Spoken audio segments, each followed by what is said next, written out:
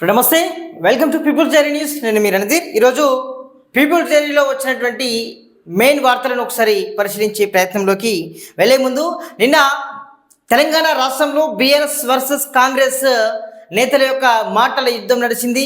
ఇక అప్పుల కుప్పపై బహిరంగ సవాళ్ళు ఒకరికొకరు విసుకున్నారు. ఒకరు గన్ పార్క్ దగ్గర, ఒకరు తెలంగాణ భవన్ దగ్గర వెయిట్ చేస్తూ, అదేవిధంగా పోలీసుల మోహరింపు కూడా చాలా ఉంది.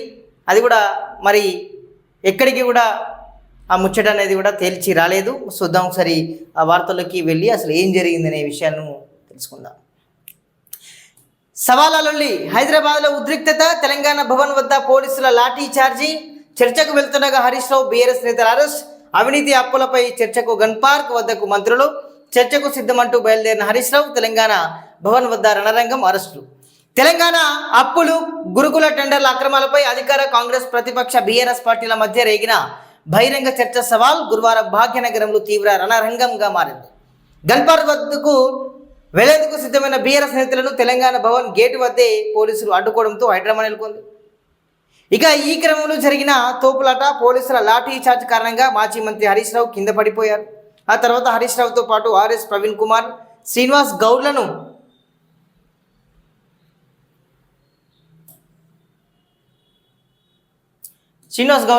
పోలీసులు బలవంతంగా అరెస్ట్ చేశారు. ఇక సవాల్ విసిరింది కాంగ్రెస్, అరెస్ట్ చేసేది బీఆర్ఎస్ నాన్.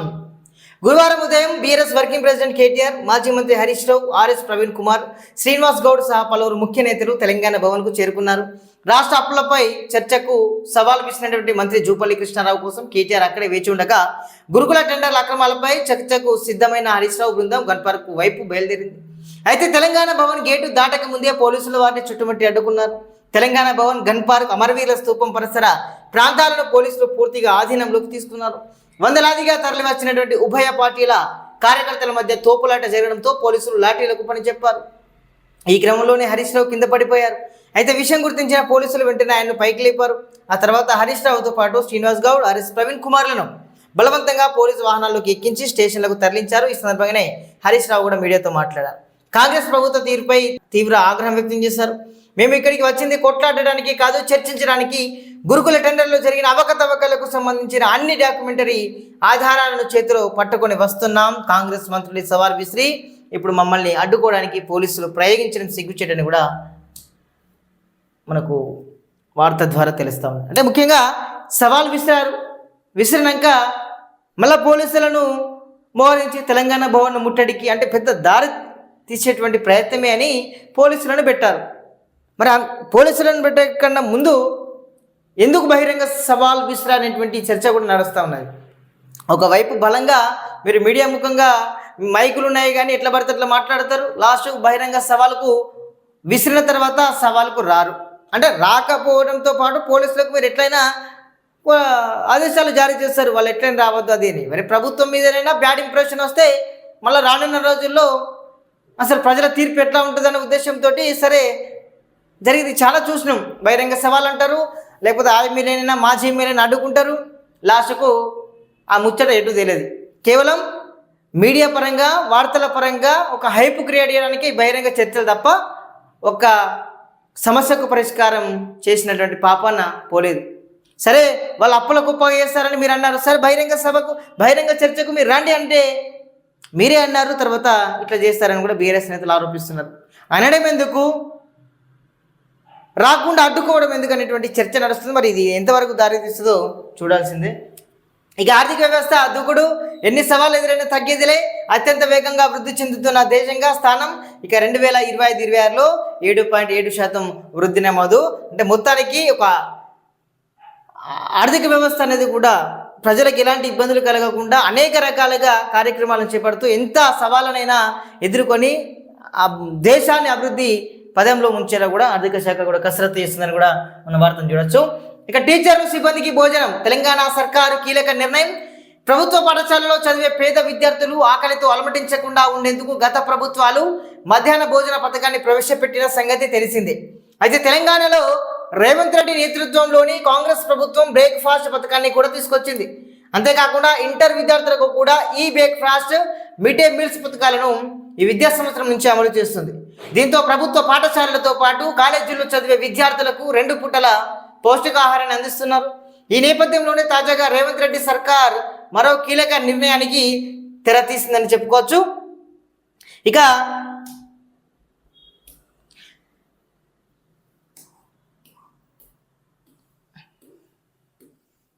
ఇక నుంచి విద్యార్థులకు మాత్రమే కాకుండా స్కూళ్ళు, జూనియర్ కాలేజీల్లో పిల్లలకు చదువు చెప్పే ఉపాధ్యాయులు, బోధనేతర సిబ్బంది కూడా ఈ మధ్యాహ్న భోజన పథకంతో పాటు బ్రేక్ఫాస్ట్ పథకాన్ని కూడా అమలు చేయాలని కూడా రాష్ట్ర ప్రభుత్వం నిర్ణయించింది. ముఖ్యమంత్రి రేవంత్ రెడ్డి అధ్యక్షన రాష్ట్ర సచివాలయంలో జరుగుతున్న తెలంగాణ తొలి ఈ కేబినెట్ భేటీలో విద్యారంగానికి సంబంధించి ఒక చారిత్రాత్మక నిర్ణయానికి శ్రీకారం చుట్టినట్లు తెలుస్తోంది. ఇప్పటి నుంచి ఇక పాఠాలు చెప్పే పంతులు కూడా, అదేవిధంగా బోధనేతర సిబ్బంది కూడా వాళ్ళకు కూడా ఇక భోజనం అయితే పెడుతున్నారట. ఇంకా వాళ్ళు టిఫిన్లు పట్టుకోవాల్సినటువంటి అవకాశం లేదు. మంచిగా ఉంటే తింటారు, లేకపోతే మళ్ళీ నచ్చకపోతే మళ్ళీ యథావిధిగా టిఫిన్లు పట్టుకొని పోతారు. ఆల్మోస్ట్ టిఫిన్లే పట్టుకొని పోతారు.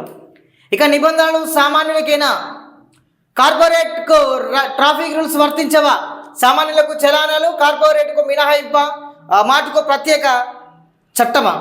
ఖమ్మం నగరంలో ట్రాఫిక్ నిబంధనలు ఉల్లంఘించిన సామాన్య ప్రజలపై వెంటనే చర్యలు తీసుకుని పోలీసులు కార్పొరేట్ షాపింగ్ మాల్స్ వద్ద మాత్రం ఎందుకు మౌనం పాటిస్తున్నారనే ప్రశ్నలు ప్రజల నుంచి వినిపిస్తున్నాయి. పట్టణంలోని ఒక కార్పొరేట్ మార్ట్ వద్ద వినియోగదారుల కోసం సరైన పార్కింగ్ సదుపాయం లేకపోవడం వల్ల వాహనాలు రోడ్డుపైనే నిలిపివేయబడుతున్నాయి. దీంతో ట్రాఫిక్ తీవ్ర అంతరం ఏర్పడడంతో పాటు ప్రమాదాలకు అవకాశం పెరుగుతుందని స్థానికులు ఆందోళన వ్యక్తం చేస్తున్నారు. అయితే సదరు మార్ట్ యాజమాన్యంపై రోడ్డుపై పార్క్ చేసిన వాహనాలను పోలీసులు తీసుకెళ్లినా మాకు సంబంధం లేదు అనే బోర్డు ఏర్పాటు చేసి తమ బాధ్యతను తప్పించుకునే ప్రయత్నం చేస్తుందనే విమర్శలు వ్యక్తమవుతున్నాయి. ముఖ్యంగా ఒక షాపింగ్ మాల్ అయినా లేకపోతే ఏదైనా మార్ట్ పెద్దగా పెట్టాలనుకుంటే తప్పకుండా దానికి పార్కింగ్ సౌకర్యం కల్పించాలి. దాని కారణంగా కూడా ముంగడు ఇట్లా పెడితే పోలీసులు అతను కిటికీ అనిపించుకుంటారు, ఫైన్ ఇస్తారు. నో పార్కింగ్ బోర్డులో వేసినందుకు ఇంత అంతా ఉంటుంది. మీ యొక్క షాపింగ్ మాల్కు మీకు బిజినెస్ చేద్దామంటే మళ్ళీ ఈ సామాన్య ప్రజలకు ముప్పైనా వాళ్ళకు కూడా బొక్కనే కదా.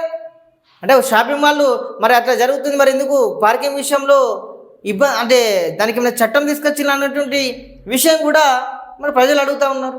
సార్ ప్రభుత్వం అదేవిధంగా అక్కడ ఉన్నటువంటి అధికారులు, పోలీస్ శాఖ అయినా లేకపోతే ఏదైనా గమనించండి.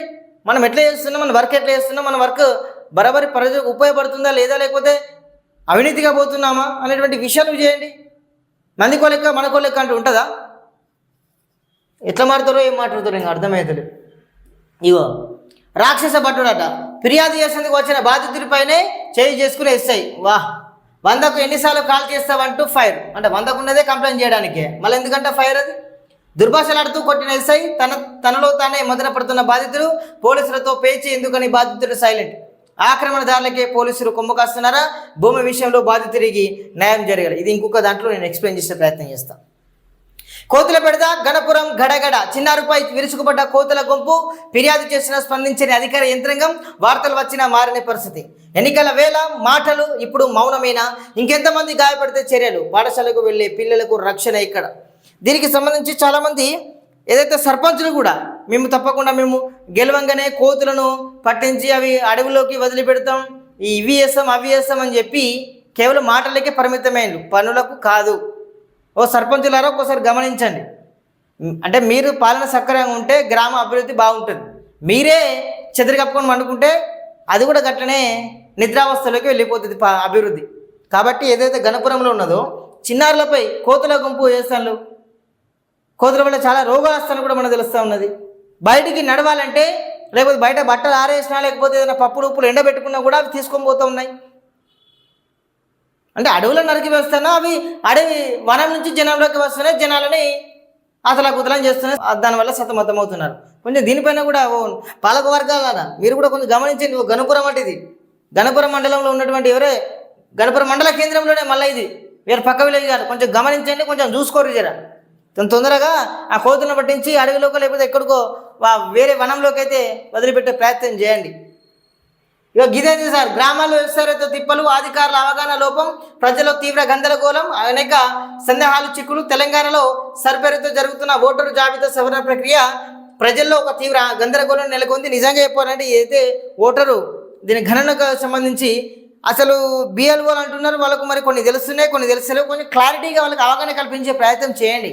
ఎందుకంటే ఆడి వెనుక ఫామ్ ఇచ్చినాక ఇది ఎక్కడ నింపాలి అది ఎక్కడ నింపాలి, ఒక అవసరం అనుకుంటే ఒక రోజు దగ్గర అందరు కూర్చోబెట్టి ఇంకొక ఇక్కడ ఒక అవసరం ప్రొజెక్టర్ పెట్టి ఇంకొక ఇక్కడ ఇది నింపండి అని పెట్టండి, ఒక రోజు టాప్ అని అయిపోతుంది. సరే మిగతా ఊర్లో ఉంటే వాళ్ళకి ఇంకో రోజు ఏదో సెషన్ పెట్టండి. అంటే అవగాహన లేని కారణంగా వీళ్ళు ఏం చెప్పలేకపోతున్నారు ప్రజలకు. కాబట్టి ఒకసారి జిల్లా కలెక్టర్ యంత్రాంగం గారు ఒకసారి గమనించండి, ఏదైతే భూపాలపల్లికి సంబంధించిన వార్త అనుకుంటుంది, కలెక్టర్ గారు స్పందించండి, ఒకసారి అవగాహన కల్పించండి. వీళ్ళందరికీ అవగాహన కల్పిస్తే కింద ఇలాంటి ఇబ్బంది లేకుండా ఉంటుంది. మనం ఏదైనా ప్రొఫార్మా మొత్తం నింపడానికి ఉంటుంది, వాళ్ళకే తెలియకుండా వీళ్ళకేం చెప్తారు ప్రజలకు. కాబట్టి ఒకసారి మీరు మీటింగ్లు పెట్టే ప్రయత్నం చేయండి కలెక్టర్ గారు. సో ఇది మొత్తానికైతే మెయిన్ అప్డేట్స్. నేను ఒకసారి కానిస్టేబుల్ మళ్ళొకసారి ఎస్ఐకి సంబంధించిన వార్తను కూడా ఎక్స్ప్లెయిన్ చేసే ప్రయత్నం చేస్తాను నెక్స్ట్ వీడియోలో. Thank you so much.